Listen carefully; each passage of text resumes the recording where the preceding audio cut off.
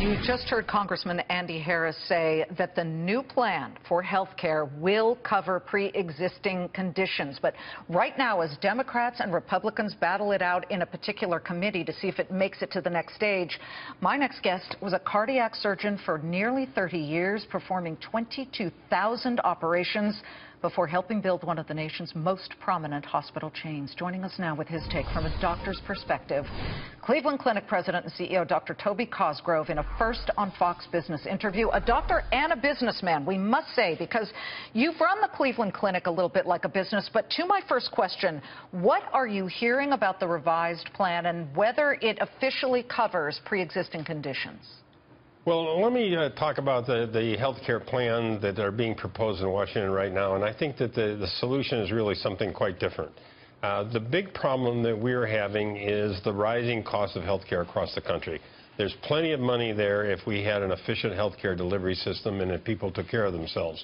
And what I would like to see is that we come together in a bipartisan bill that would look at ways that we could improve the efficiency of health care delivery systems.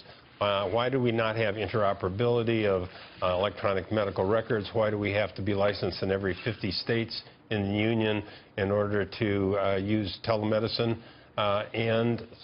So we need to have an efficient delivery system. We need to have hospitals come together in systems rather than being individuals. And then on the other hand, we've got to deal with the epidemics we have in this country of smoking, obesity, drug use.